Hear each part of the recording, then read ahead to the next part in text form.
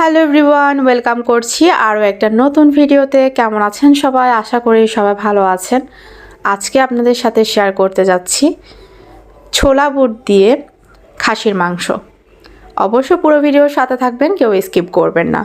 তো প্রথমে এখানে আমি নিয়ে নিয়েছি কিছু পেঁয়াজ আর টমেটো, কাঁচামরিচ আর কিছু রসুন আমি ব্লেন্ড করে রেখেছি।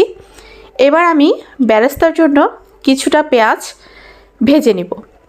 এগুলো যখন ব্রাউনি হয়ে আসবে তখনই এগুলো নামিয়ে নিব। আর এটা কিন্তু আমি লাস্টে অ্যাড করব। তো একটু ভালো করে সময় নিয়ে ব্রাউনি করে ভেজে নিতে হবে। বেশি কিন্তু আঁচ দিলে পেঁয়াজটা পুড়ে যাওয়ার সম্ভাবনা থাকে, তাই অবশ্যই একটু সময় নিয়ে ভেজে নিতে হবে। তো আমি এখানে ভেজে নিয়েছি।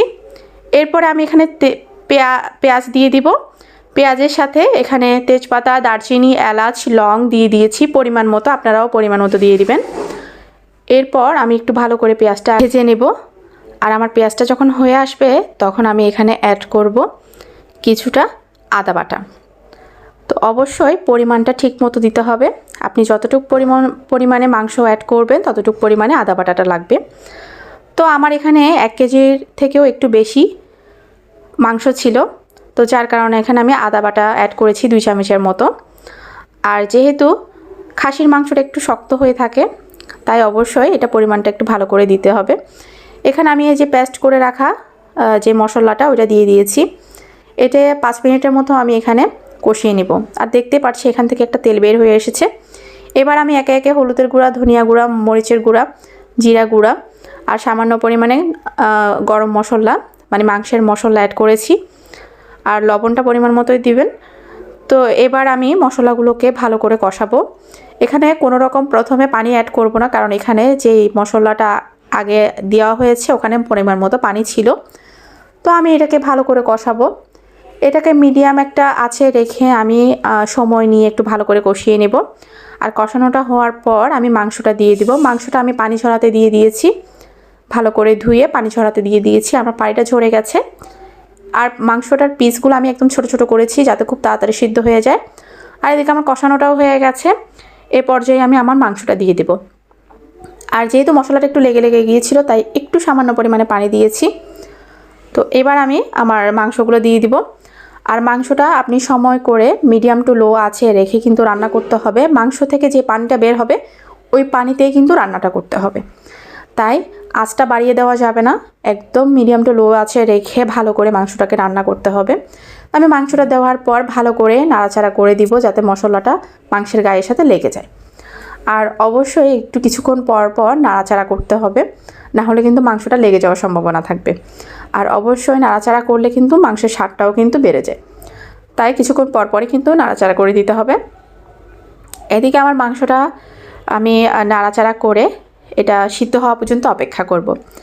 আর আমি এই মাংসের মধ্যে 2টা আলু অ্যাড করেছি, কারণ যেহেতু বাসায় সবাই একটু আলুটা পছন্দ করে তাই আমি এখানে আলু দিব। আপনারা চাইলে আলুটা দিতেও পারেন, নাও দিতে পারেন।